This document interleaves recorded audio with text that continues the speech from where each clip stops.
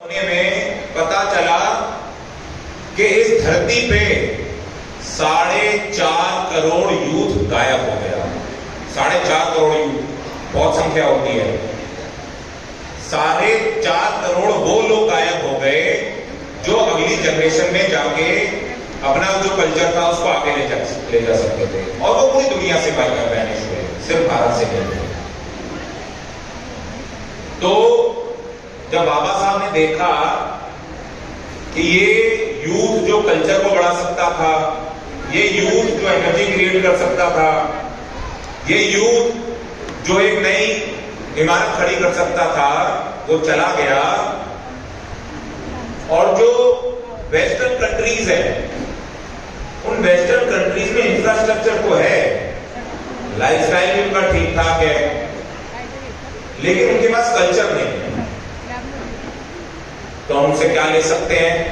हम उनसे कुछ नहीं ले सकते, क्योंकि हमारा भारत तो तभी तभी आजाद हुआ था।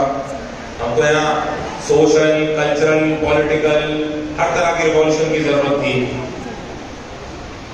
बाबा साहब ने धम्म को जाना, धम्म को पढ़ा, धम्म को समझा, और बाबा साहब को समझ आया कि ये जो धम्म का रास्ता है, ये हमको कल्चरल और सोशल रिवॉल्यूशन देगा।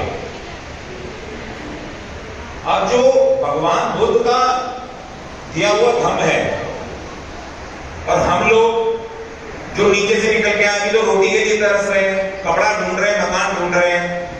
अब हम धम्म देखेंगे या फिर जिन समस्याओं से हम लड़ते हुए आ रहे थे समय से हम वो देखेंगे, क्योंकि जो धम्म था, बुद्ध ने जो ओरिजिनल धम्म दिया वो तो बदल गया, उसमें मिक्सिंग हुई, उसमें गलत बातें जोड़ी गई, उसको इस तरह से मिक्स करके दिया गया कि हम लोग कंफ्यूज हो जाए कि क्या ये बात वास्तव में है या नहीं है।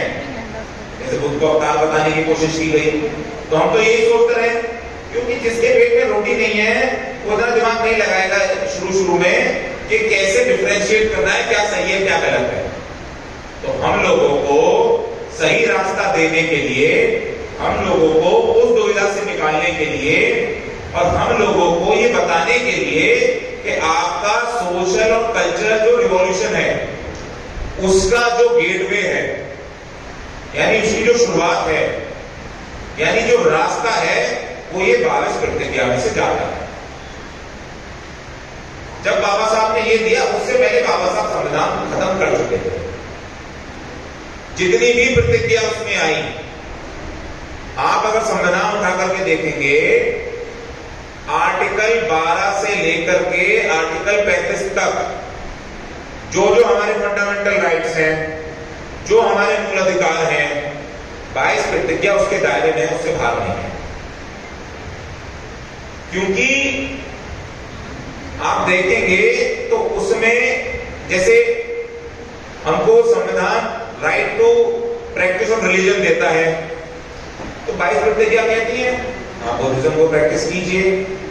हमको संविधान राइट टू एक्सप्रेशन देता है, स्पीच देता है, तो 22 प्रतिज्ञाएं हमको कहती है राइट टू स्पीच है, एक्सप्रेशन है। लेकिन 22 प्रतिज्ञाएं किसी के भी, अगर किसी को ये कंफ्यूजन हो कि आस्था को ठेस पहुंचाती है, या फिर 22 प्रतिज्ञा में से कोई भी एक प्रतिज्ञा ऐसी है जो किसी को कुछ प्रैक्टिस करने से रोकती है, ऐसा नहीं है। आप उनको दोबारा पढ़ेंगे, देखेंगे, उनका आकलन करेंगे तो समझ आएगा। 22 प्रतिज्ञाएं तो ये कहती हैं, मैं नहीं करूंगा, तुमको करना है तो कर लो, या मैं करूंगा, तुमको नहीं करना है मत करो। संविधान भी तो यही कहता है। तो जितनी भी हमारी 22 प्रतिज्ञा बाबा साहब ने हमको as gateway towards social and cultural revolution दी है, वो सारी की सारी संवैधानिक दायरे में फिट बैठती हैं। इनफैक्ट वो हमारे फंडामेंटल राइट्स के हिसाब से एकदम ठीक बैठती हैं, तो उसमें कहीं कोई गड़बड़ नहीं है। 22 प्रतिज्ञाएं हमेशा से, जब से बाबा साहब हमको देके गए हैं, उसके बाद से लगातार दोहराई जा रही है, हर जगह दोहराई जा रही है, हर साल दोहराई जाती है, किसी जलसे में, किसी मीटिंग में, किसी संगति में, किसी फंक्शन में, किसी अधिवेशन में, कहीं ना कहीं 22 प्रतिज्ञा का जिक्र शुरू से होता चला आ रहा है। कॉन्स्टिट्यूशनल है, संविधान अधिकार देता है। लेकिन आज के परिपेक्ष में अगर आप देखेंगे तो ये दोबारा से निकल के चर्चा में क्यों आई है? आज के परिपेक्ष में अगर आप देखेंगे तो ये दोबारा से जो निकल के आई है, ये बड़ा कमाल है।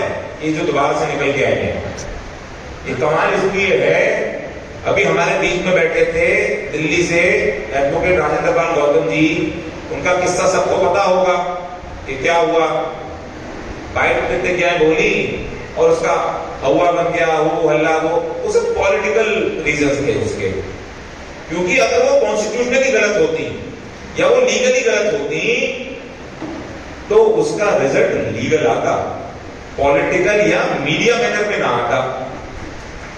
क्योंकि वो लीगली एकदम ठीक है, संवैधानिक तौर पे एकदम ठीक है, संविधान के दायरे में है, तो मीडिया में हो हल्ला हुआ, पुलिस के स्टेशन में 2-4 रिपोर्ट लिखाई गई, लेकिन वो सबका सब ठंडे बस्ते में चला गया। ये स्टंट है।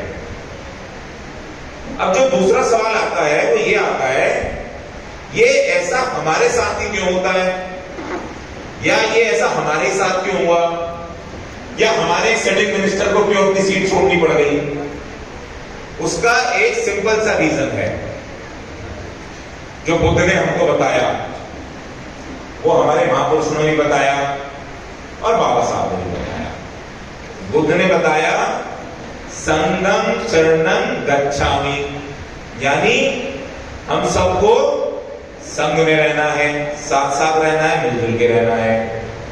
महापुरुषों ने बताया साधु संगत करो, संगति में रहो, सत्संग रहो। बाबा साहब ने बताया संगठित रहना है। लेकिन हम इतने स्मार्ट लोग हैं, हम इतने चालाक लोग हैं कि हमने उनकी बात को अपने हिसाब से मॉडिफाई कर लिया। बाबा साहब ने बताया है संगठित रहना है, चलो बहुत सारे संगठन बनाते हैं संगठित रहने के लिए, और हम जुड़ने की बजाय बिखर गए। अब जो लोग बिखर जाते हैं उनको तो कोई भी पुलिस एफआईआर कर देती है, उनके तो किसी सही काम को भी गलत बता देते हैं, उनकी तो कोई चीज संवैधानिक तौर पे सही हो उस पर भी सवाल खड़ा कर देते हैं। ये चीज हम अपनी आंखों के सामने देख रहे हैं, भी होती हुई सब लोग देख रहे हैं। इसलिए अगर हमको इन सब चीजों से निकलना है, ये 22 प्रतिज्ञाओं के मतलब को समझना है। 22 प्रतिज्ञा हमारे गेट में है, इस बात को आप समझिए कि गेट में है, हम इनसे अंदर घुस चुके हैं, इनसे बहुत पहले अंदर जा चुके हैं।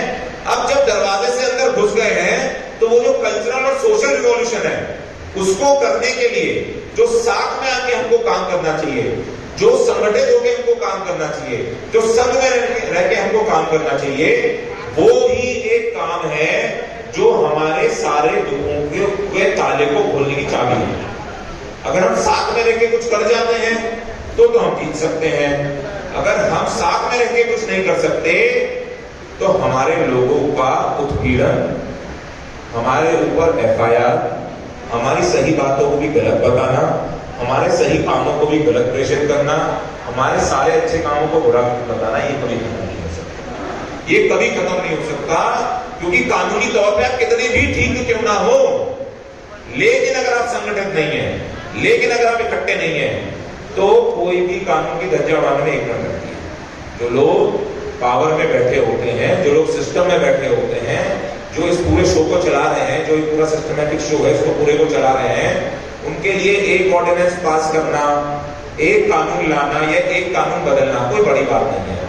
लेकिन अगर हम इकट्ठे हैं तो वो उसको करेंगे नहीं, और अगर करेंगे तो इतना सोचेंगे कि सोचते सोचते वो फिर से नहीं करेंगे। इसलिए अगर हम इकट्ठे हैं, अगर हम साथ में हैं, तो हम सब काम कर सकते हैं।